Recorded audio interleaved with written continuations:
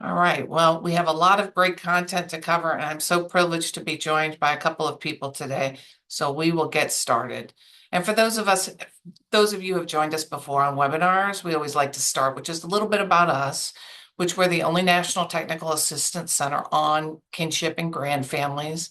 And we use those two terms interchangeably to mean grandparents, other relatives, and close family friends who raise children when parents can't. So sometimes grandfamily sounds like it's just grandparents, but we don't use it just to mean grandparents. Although sometimes I say grandparent in short to refer to all kin caregivers. And our purpose is to provide assistance to government agencies in this umbrella and nonprofit organizations, community-based organizations, and to assist you to better help the families. So we are here for any assistance you need, and we do it in multiple ways, including direct individual assistance. So if you have a question, if you need help with something, just fill out that short form in the upper right-hand corner of our homepage of our website, which is also linked here on the slide, and you'll get these slides. And you can ask your question, again, free of charge. We have a lot of webinars, and we have an events page where we keep track of those. And we have a centralized hub of original resources. So we've created over 100 original resources since we started, and we aim to make them practical and useful and helpful to those who are supporting grandparents and other relatives raising children and kin. This is a shot. It's not a snot, a shot of our homepage of our website. So you can see that the resource library is on the upper top, where you would click to get all of our resources, and that request assistance button is in the top right. So today I am thrilled to be joined by Tammy Creshwell and Brittany Mahalik Atkins, and I hope I said that right, but I will give her a moment when she starts talking to share more about herself, and Tammy will share more about herself when they start talking. But know that you're in for a treat. Brittany has collected a lot of new data from us, from existing public sources, and really you're going to learn a lot. It's all new information for me too. And Tammy is a very valued member of our Idaho Bridging Systems for Kinship Families work, and also grandmother raising her grandchild. So you will hear from them shortly.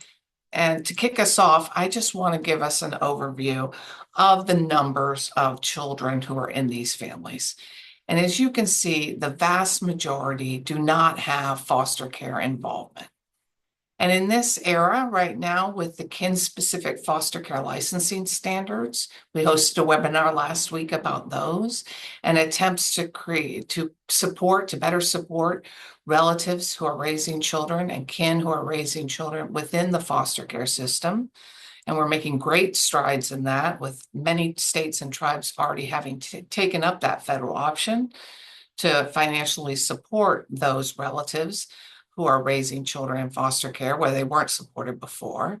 But it begs the question, what about all the rest of us? What about all those families who are not foster care involved, who did not plan or expect to raise children? They may be retired, or they may be 18 years old and not expecting to raise siblings. So how do they get assistance? Not to pay themselves, not to get paid, but to help meet the needs of the children that they are raising. And that's why we want to focus on TANF today, because TANF, and particularly TANF child only, which means that those are grants just for the child based on the income and needs of that child, are one of the only ways to get ongoing financial support for children who are being raised by their kin. And this has been envisioned as a purpose of TANF since it became law in 1996. So this language right here on this slide has been in the law since 1996. And you can see right at the end, which I italicized, that one of the first of its four primary purposes is to also keep children with their relatives and make sure that there's assistance to help meet the needs of those children who are being raised by relatives. So it's a purpose, it's a primary purpose, but we are falling short, and we are not supporting many of those grandparents and other relatives and children they raise outside of foster care. And today, what we hope to do is give you an overview of what states are currently doing, what their grant amounts look like, and have you walk away with ideas that perhaps you can pursue in your community so that more children and kin are supported by TANF. And we're mostly focused today on TANF child only. There is another type of grant, which is a family grant, and that's where the caregiver would be on the grant. So that in those grants, typically the assets of the caregiver, not always, are tested, and the income of the caregiver are tested. But for these grants, in general, in the vast majority of places, it's just based on the income of the child and it's for the needs of the child. And since most children don't have much income, almost all of children being raised by grandparents and other relatives around the country should be able to access this important yet often hidden support. Which brings me to Tammy, who shared this wonderful quote with me, and just really spot on, and something that I've been hearing for decades. Just that TANF child only is such a hidden support. And, if you go to state websites, try to find it because it's really hard. They'll talk about temporary assistance for needy families. Some states call it a different name, all kinds of names out there, but that's what it is. And there's rarely any talk about the child only grant, which is so important to these families. So Tammy, I would love for you to share with folks your experience trying to access the TANF child only grant and your experiences with the whole process. I would love to. Thank you, Anna. Hi, everyone. My name is Tammy Cresswell, and I live in Boise, Idaho. My husband and I are currently raising our 11-year-old granddaughter, Paisley. We've actually had her since she was born. My daughter, and Paisley lived with us until Paisley was 4 months old. We had to ask my daughter, Nicole, to leave, and we ended up taking full custody and becoming guardians back then. We both at the time were working full time, we had corporate jobs, we were making a decent living. We still are now. My husband, though, has retired and he is able to help out with Paisley, and I'm still working. So we still have a generous income, but our income back then when we had getting guardianship of Paisley, realizing that the childcare costs had increased so much, I couldn't believe that it was $700-800 a month for childcare so we could go to work. And of course, all the other bills that come with that it was pretty overwhelming. But in the beginning, when I was researching the guardianship process to save money, I represented myself in court and went through all that. I uncovered some programs that we would qualify because of our income was too high. We didn't qualify for a lot of them. But I ran across the TAFE program is what it was referred to here in Idaho. And I was instantly intrigued because it was based on the child's income. It was $309, but that was a blessing at the time to be able to have that to put towards childcare or whatever I needed. So I did the research and I walked into the local Department of Health and Welfare here and inquired where to sign up. And I was given paperwork and then was informed that I needed to have 2 or 3 months of income statements. And I had told them I'm confused because I thought this was based on the child's income. She doesn't have any income. And the lady at the desk was not budging. And so I wasn't budging. And I asked to speak to a supervisor and had to wait for a while. I was taken back to a room and had to go through the whole spiel of I've done all my research. I know this is based on the child's income. I didn't bring my pay stubs because it's not required. And finally, after an hour and a half, I was signed up and instantly started receiving the money, which was great. But the thing is, I think a lot of caregivers would not have gotten that far. First off, I don't know if they would have been able to find it on the internet. I work in information technology. And so uncovering this and doing research out on the internet is what I do all day, every day. And then to go into the office and know that I was right and demand an answer and action, I just think a lot of caregivers would have been turned away and they would have given up. And therefore, they're missing out on those research or those resources that probably really benefit that family. And since then, it's been 11 years since this happened, but since then, I have told a lot of people about this, what I had to do. I don't know if it still is difficult, but that was what happened with our families. It was my experience. It was not pleasant. It seemed to me like it was a government program that was trying to be hidden and they didn't want to give the money away. So that's all I have, Anna. That's all you have, Tammy. That's all Well, I that got. um that was very helpful, and it paints a picture that you really do have to go in there and fight for access because, like I said before, I mean, it's so rarely that it's on the state website. It's I don't even know of any states that have a child only application form. So the caregivers have to be savvy enough and be guided to fit into that family grant application, right? And just mark through the income questions. And we'll get into some of those strategies later, but really appreciate you sharing, Tammy. Thank you for listening and having me. Absolutely. And I'm sure we'll circle back at some point during our time together. I'm pleased now to turn it over to Brittany to tell us about herself and the data that she has collected.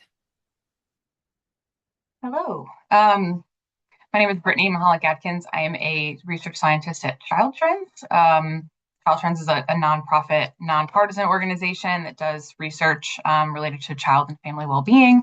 And Child Trends is partnering with the network on many things, one of which has been gathering data on different things that the network can use in their work to support kinship and grandfamily. So this particular next few minutes, we'll be covering a high-level summary of some of the information we collected about TANF child only in the context of kinship care. So I'm going to share my screen.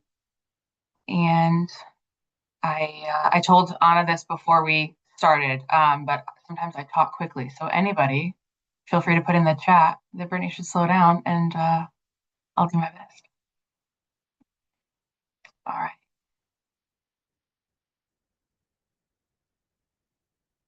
Okay, so when you look to the research, kind of one of the first steps, looking at the research about what kinship caregivers and grandfamilies say they need, you see a lot of articles with titles kind of like this.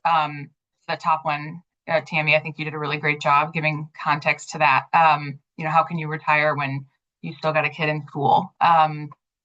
Or the high cost of caring, or should I do this? We have no rights, we get no help. So just lots of research documenting the experiences, kind of like what Tammy described, that it's really hard to access resources. And even, when someone is comfortable doing the research, going in, advocating. And so that was kind of these things are what motivated this work. So multiple studies find that financial support is really critical for kinship caregivers. About half of kinship caregivers in a few different studies have incomes below the federal poverty level. And research also finds that financial resources can sometimes decrease when assuming the caregiving role. So whether that, is because someone had to stop working or had to, pay for childcare, things like that. Among grandparents specifically, about 18% of caregivers on the most recent census were grandparent caregivers reported past year incomes below the federal poverty level. And so with that in mind today, again, like Anna gave a beautiful intro, thank you. We're focusing on one particular source of support, so it's TANF child only. So we'll walk through who's eligible, data that we found on how many folks are accessing that particular benefit and what the benefit amounts are. And then a little bit of research about some of the barriers. And then Anna will close with a discussion of what we might be able to do better. So a brief, intro. Anna, thanks. Already kind of covered this, but just it's federally funded, the TANF program, but it is state run. So while the money comes from federal appropriations, states can decide what some of the policies are in terms of eligibility, application process, the requirements, and the amounts. And again, a TANF child only is what we're talking about today. So this is just the monthly cash benefit to a child recipient with no additional funds aimed at supporting the cost of living for the adults in the household. And that might be because adults have timed out of the TANF family grant, or they don't meet the eligibility criteria for one reason or another. So an overview of the benefit amounts, and then there's a note here, but all the data sources where we got all this information are provided with links and all the information in case folks want to go find this information for themselves. That'll all be provided in a later slide. But just a quick overview. So the maximum monthly benefit amount for one child varies a lot. So it goes from almost $800 a month in California to $81 a month in Arkansas. And the national average is about $328. So that's for monthly maximum benefit for one child. For two children, the maximum monthly benefit varies from over $1,000. So that's New Hampshire. California is a close second there. And two all the way down to $162 in Arkansas. And that's a national average of about $450 a month. If you think about that, break that down to a per child amount. So the monthly benefit per child, the US average is about $223 a month. So if when we were looking at the benefit for one child, the average is $328 for one child, so per child. And then when you get to two children, the amount, the average would be $223 per child. And that gets smaller when we're looking at families with three children, where that per child amount is down to, on average, about $185 per month per child. The overall max benefit amount for a family with three children would be almost $1,300, again, in California, New Hampshire, close second, the lowest being Arkansas at about $200 a month, and with the average about $550 a month. So as more children are added to the household, the per child benefit is smaller. So who receives TANF child only?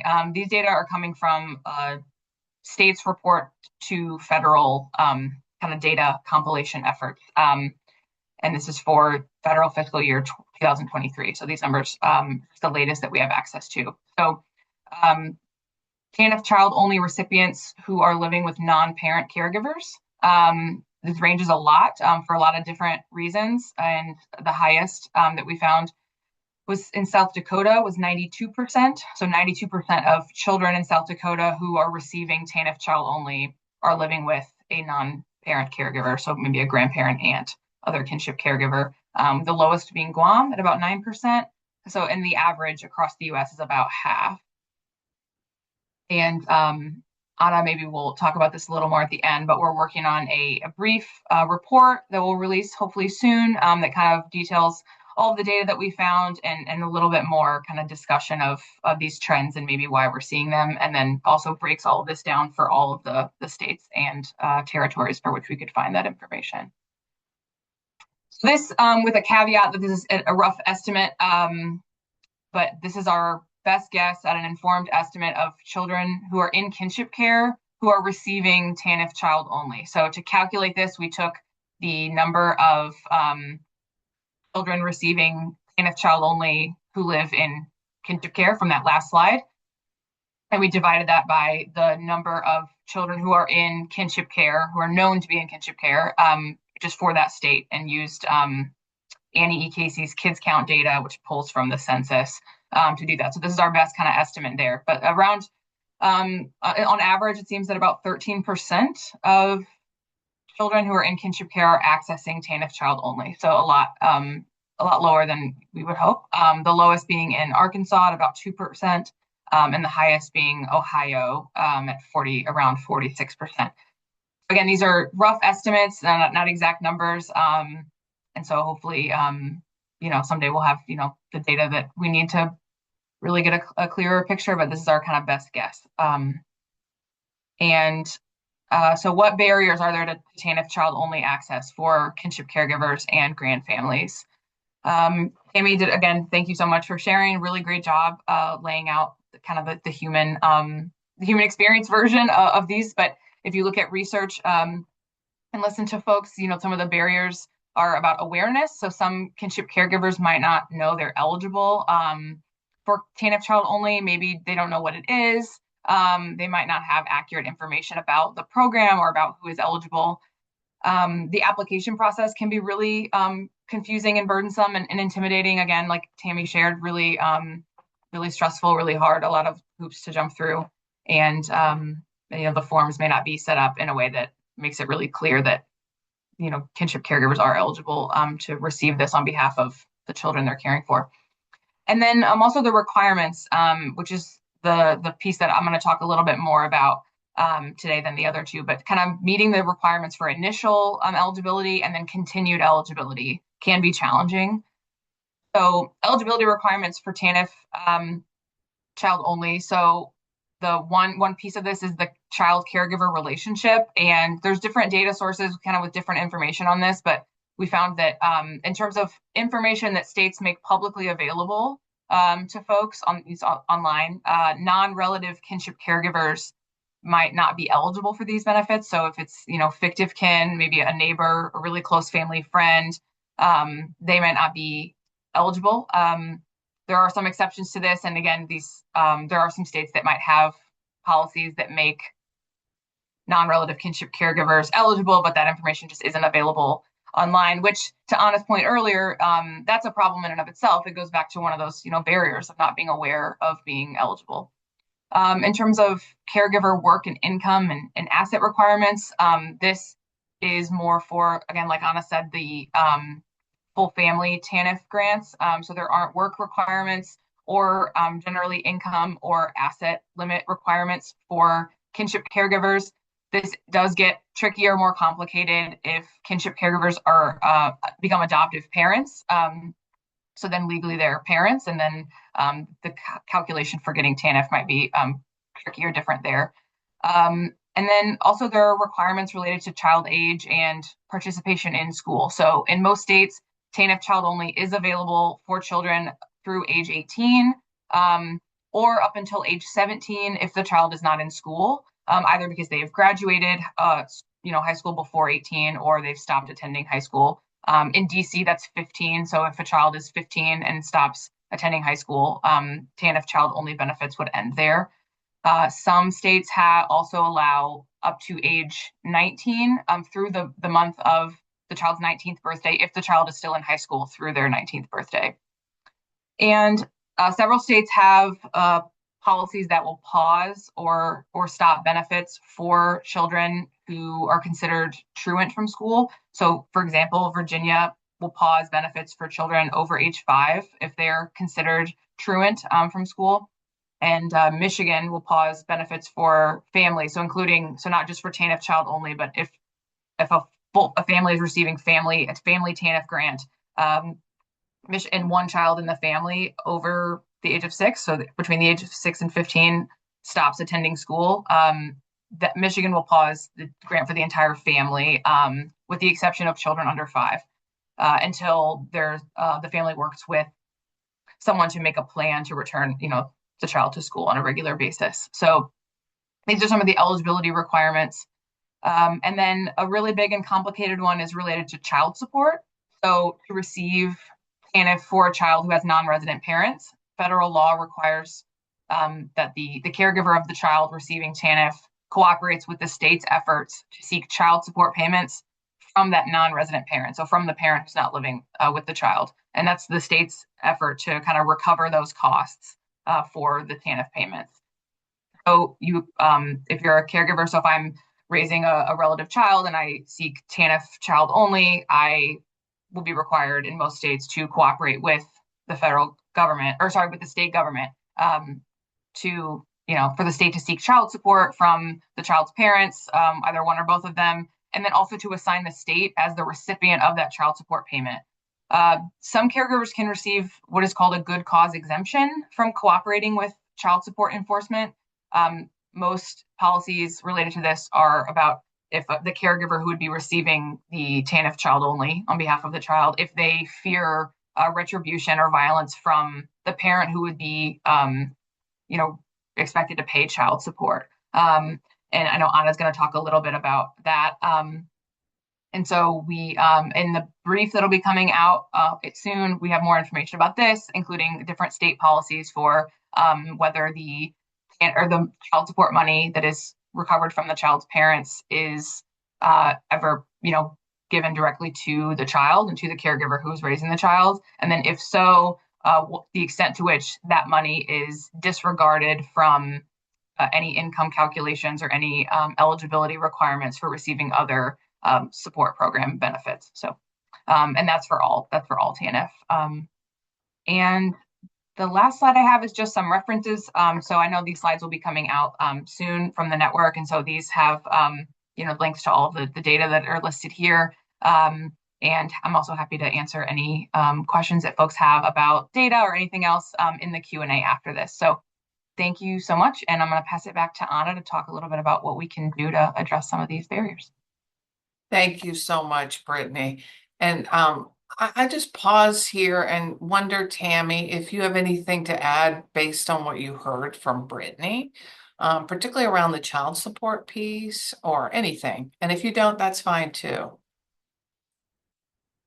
I think my situation is somewhat unique because of our income qualifications and such. And then my daughter, we only received the Taffy fund for maybe 3 years until my daughter unfortunately passed away. And then Paisley started receiving Social Security on her mother's death benefits. And I had a thought and I was just shouldn't even have thrown that in there.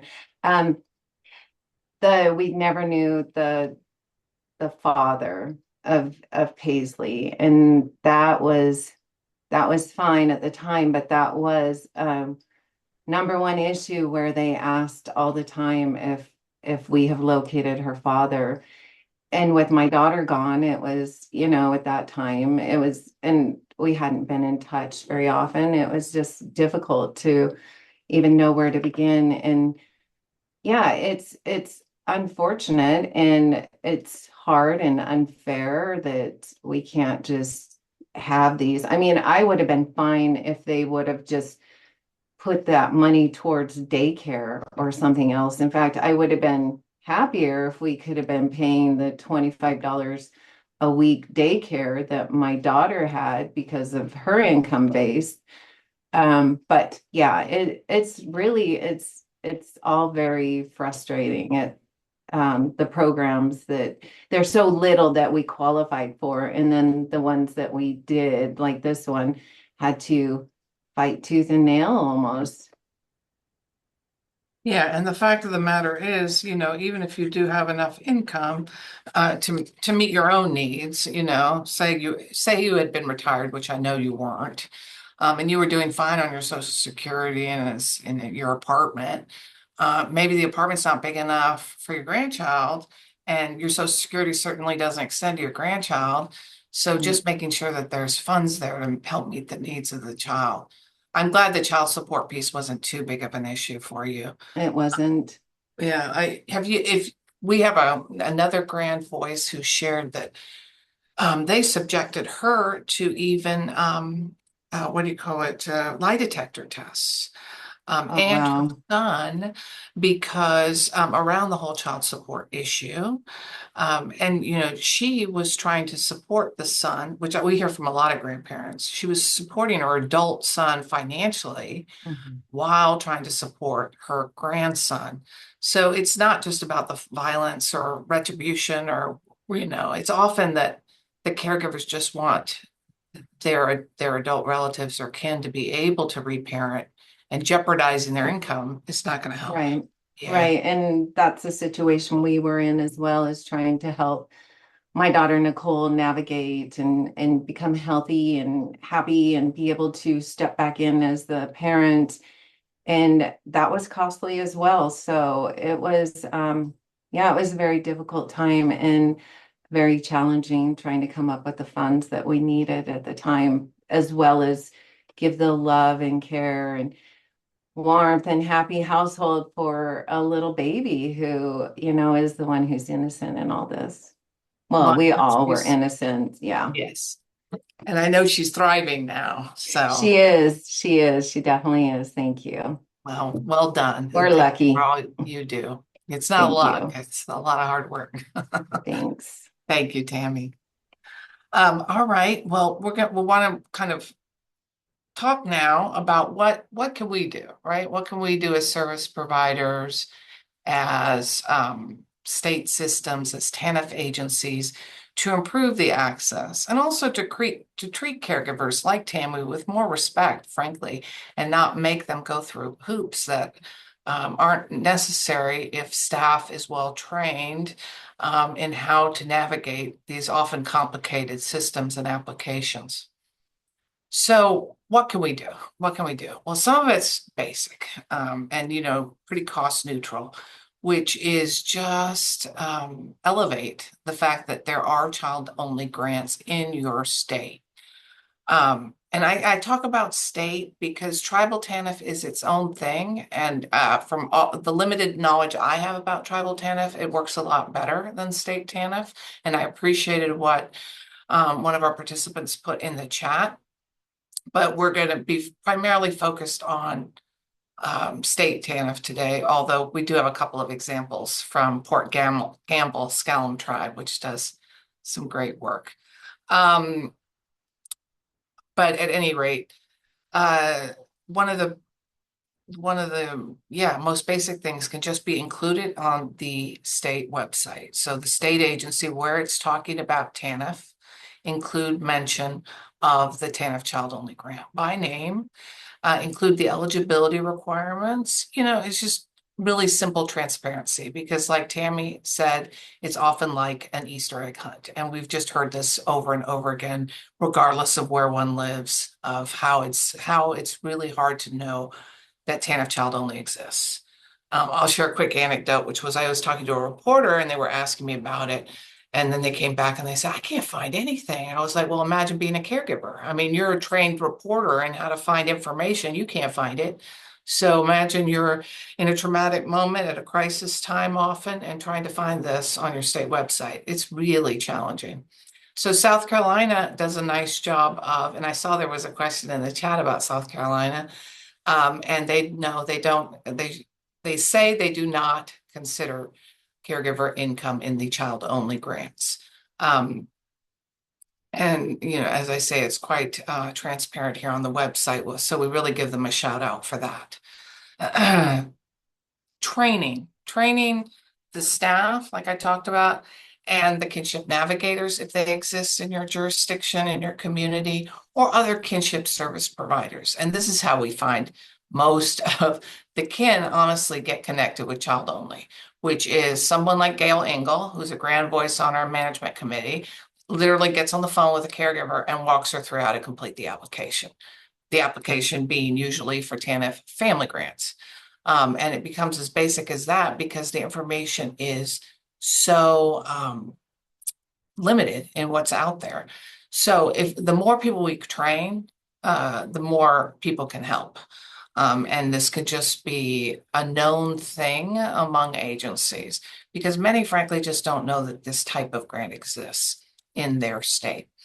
So I'm sharing here a link to a webinar that we did a couple of years ago, but we also created a fillable template to go along with it. So that means that you in a state could just take that PowerPoint template, put in your state-specific information, and deliver that training to the people in your community.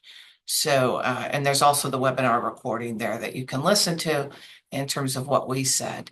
It includes a chart which compares the TANF child-only grant amounts to the foster care maintenance payment grant amounts, payment amounts in each state. And this can be really telling, especially when you get to multiple siblings like Brittany was talking about.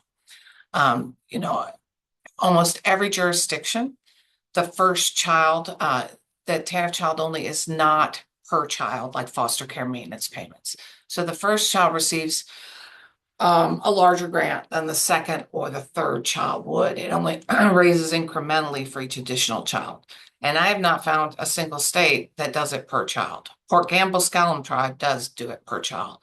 And there might be, but anyway, it's very, very rare. So that chart can be very illuminating because, you know, oftentimes grandparents and other relatives are raising multiple children. Because, you know, a parent died in a car crash, for example, and left behind 2 children. So now they're raising 2, or they may be raising more than 2. And that's when you really see the disparity. I mean, it's bad enough at 1 child, but when you get to 3 children, it becomes extremely challenging to raise 3 children on those tiny grant amounts that Brittany went through when you get to those numbers. And so we really want to encourage keeping siblings together and keeping with their family and keeping them out of foster care involvement if they don't need foster care involvement. So we encourage jurisdictions to look at those numbers, and that exercise of completing that chart that's in that template can go a long way into kind of opening eyes and going, well, I don't see how grandma with 3 grandkids does this. Coordinating across systems is another simple strategy. It really is quite simple. This links to, and again, you'll get these slides, but this links to a form that New York State Kinship Navigator uses.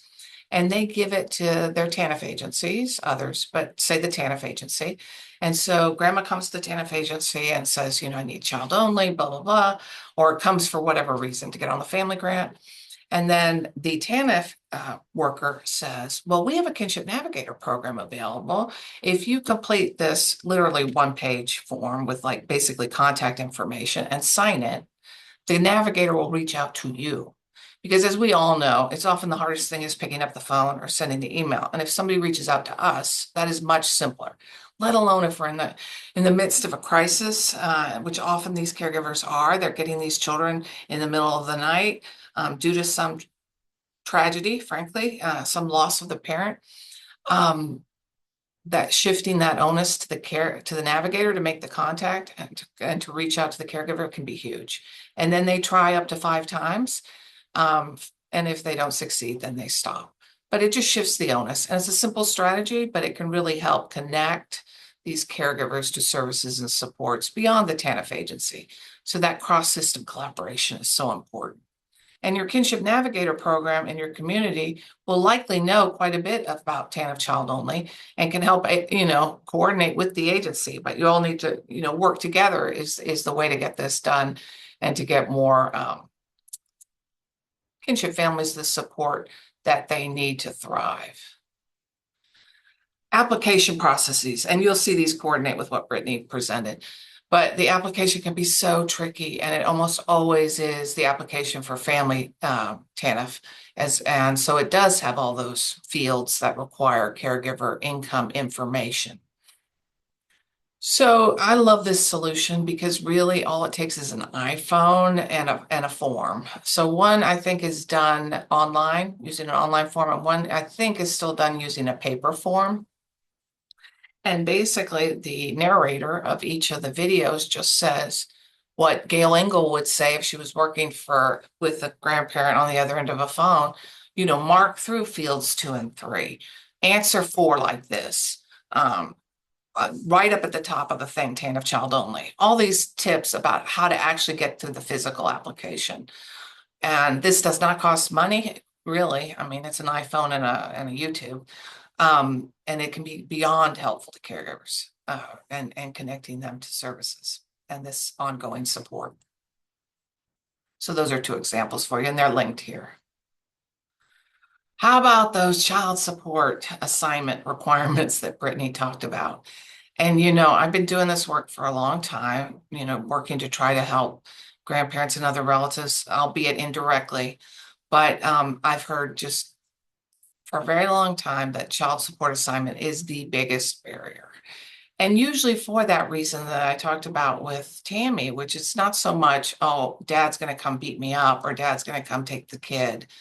It's more like I'm supporting dad too financially. And if I sick the state on dad to pay child support, they're not going to be able to put a roof over their own head, or they're not going to be able to drive to work or whatever it is. And that's going to jeopardize their ability to reparent. And as almost all these caregivers will tell you, not all of them, but a good number of them, almost all of them, will tell you they really do hope that the parents will be able to reparent.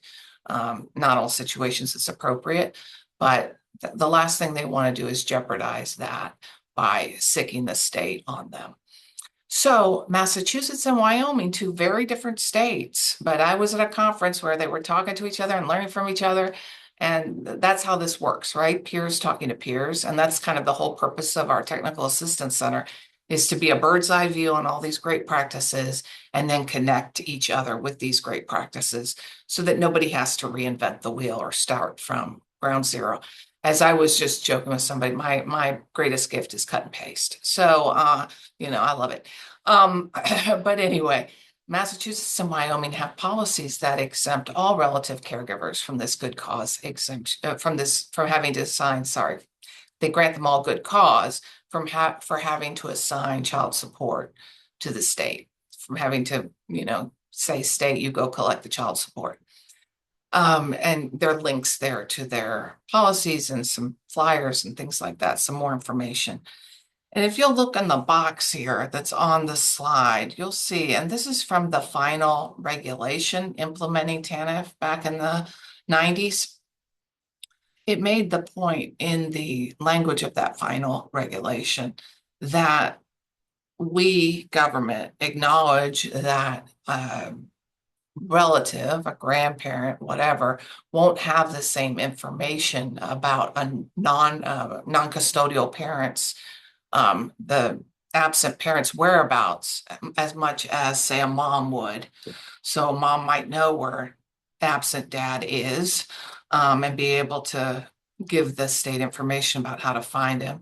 But other people are less likely to have that information and maybe can be treated differently.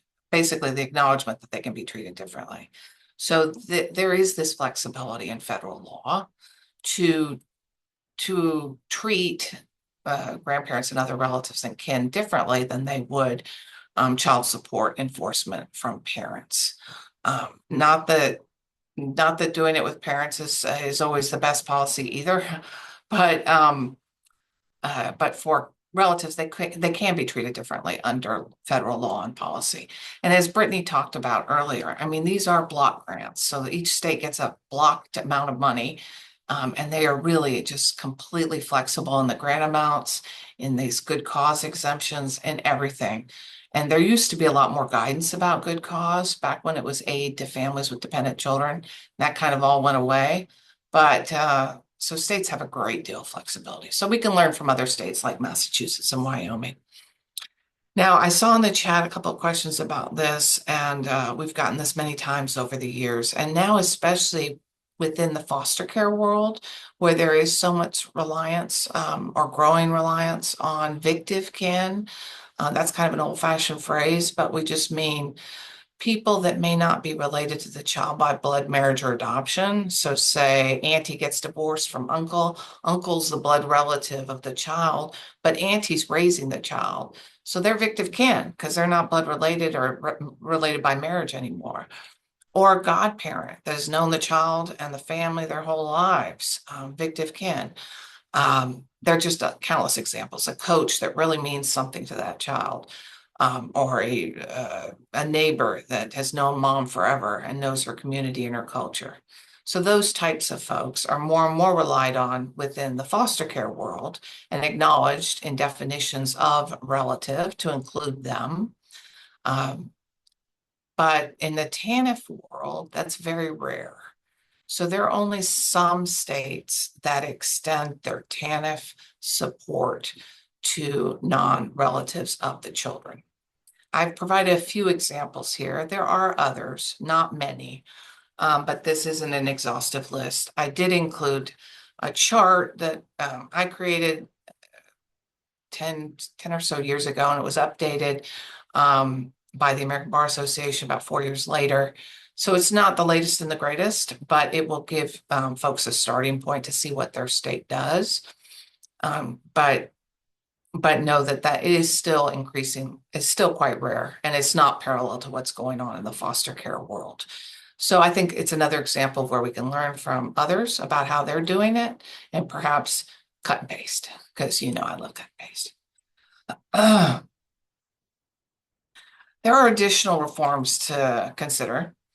And of course, these are bigger, and they usually require some type of legislative action in your state. But increasing the dollar amounts of those TANF child-only grants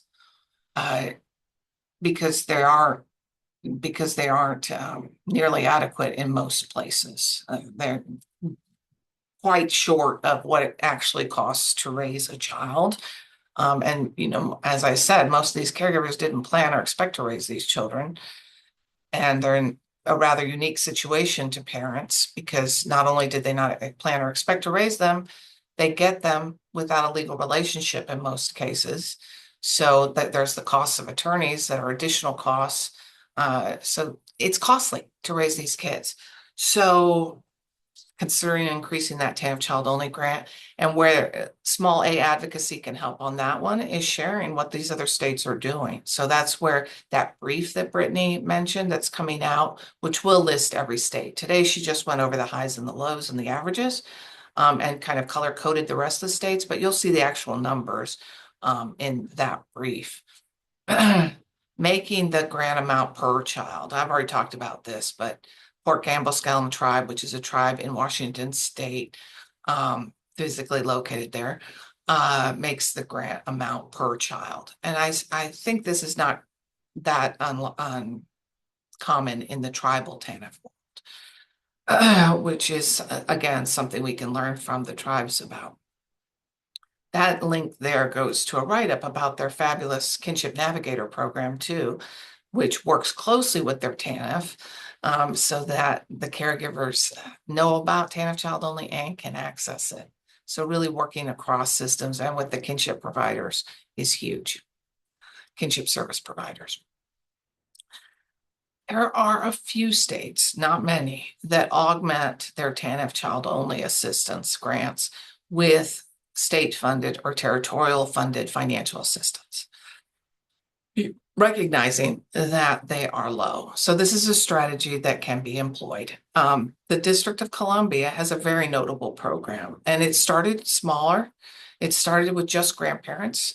They called it the grandparent subsidy, caregiver subsidy. It expanded to close relatives, and it's expanding, to my knowledge, I believe. I know they were considering it to those victim kin. So it's a program that's seen a lot of success.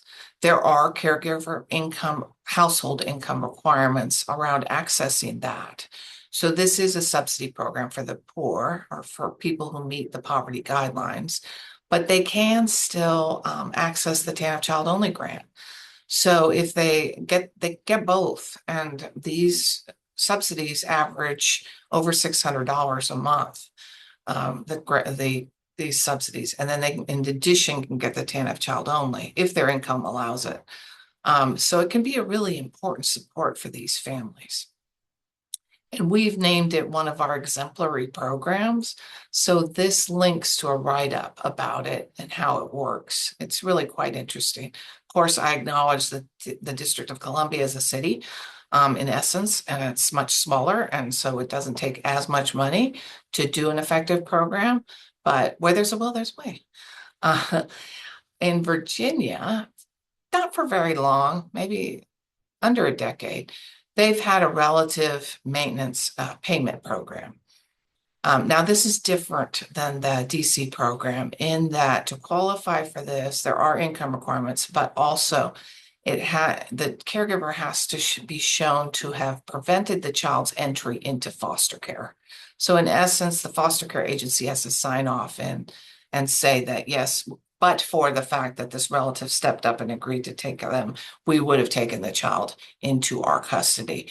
So it's kind of as a vehicle to support those who are preventing entry into the foster care system. So it's a bit more limited, requiring that hurdle, because as we said at the top of this webinar, most of these families don't have any involvement with foster care. Foster care doesn't even know they exist. So this is a small subsection, but it is an important support to those families. So trying to give you, just some ideas from our bird's eye view here at the network of what can be done where you are. There is a program, TANF, in all states. They have the ability to provide short-term TANF assistance. This is like emergency assistance, one-time assistance. States use it for different purposes. A lot of them use it for funeral expenses, the like. But Alabama has designated their short-term assistance to support kin. It's called Kinship. And it is not available online on their website, but we've uploaded it to our back end so that you can see the policy there. But again, that's an issue about access. You need to have it publicly known so that families can access it. But I am assured that families are accessing it, and it is an important support.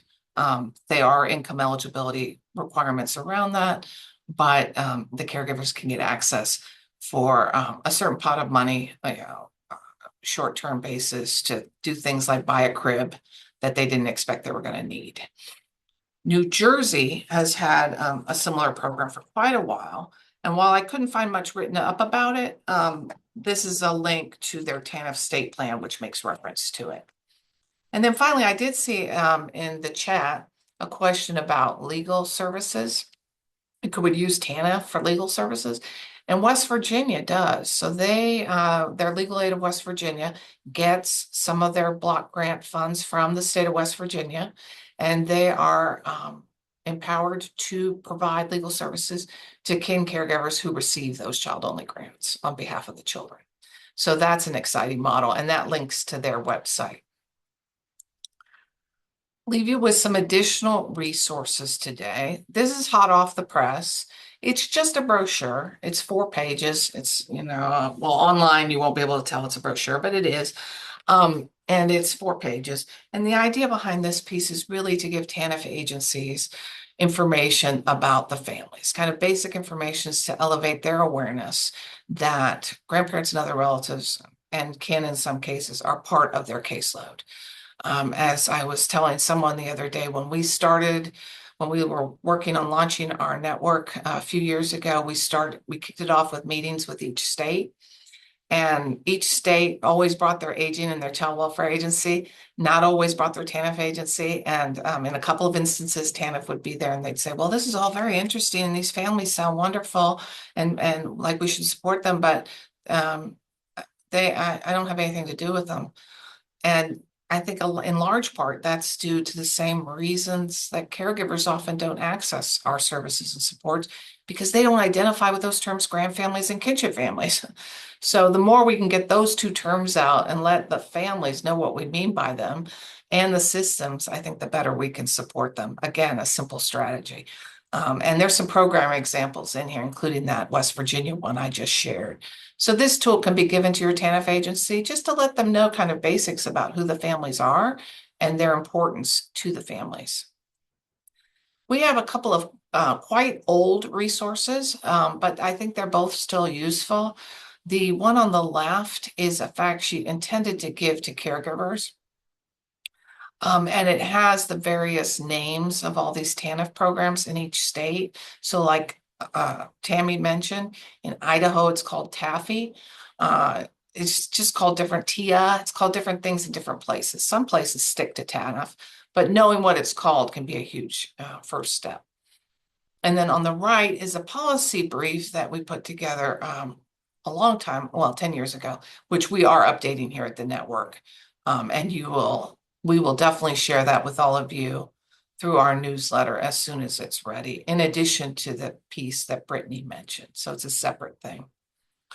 And then I want to let you know about our Generations United conference, which is coming up this summer. We are going to have a full day Kinship pre-conference on June 25th, and then 2 days of really rich Kinship programming, something like at least 50 sessions. I haven't been to a Kinship conference like this since CWA did one in New Orleans maybe 15 years ago. There's just going to be a lot of sessions on the array of strengths, needs, and supports for the family. So we'd love to see you there. We will be there. The network staff will, and we hope to see you there. And then please join us for our next webinar, which will talk about some of these legal service models for kin caregivers and how other replicable practices from our bird's eye view. And this was done through our subject matter expert, the American Bar Association Center on Children and the Law.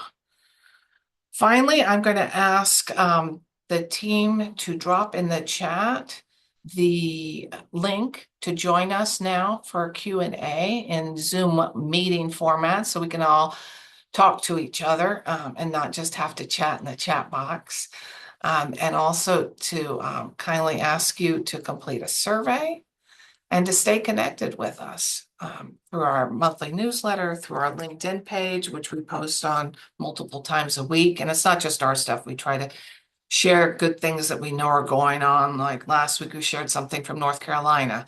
So I encourage you to follow us on LinkedIn as well. And we will keep the chat open for a minute so that you can get that link to join us at the meeting.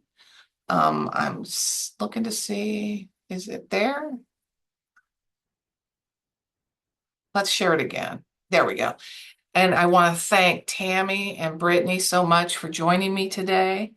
And I look forward to seeing you where we can actually talk to each other better and talk to the audience better. So I hope to see you all on the Zoom meeting. Thank you again for joining us today. Thanks. Bye. Bye.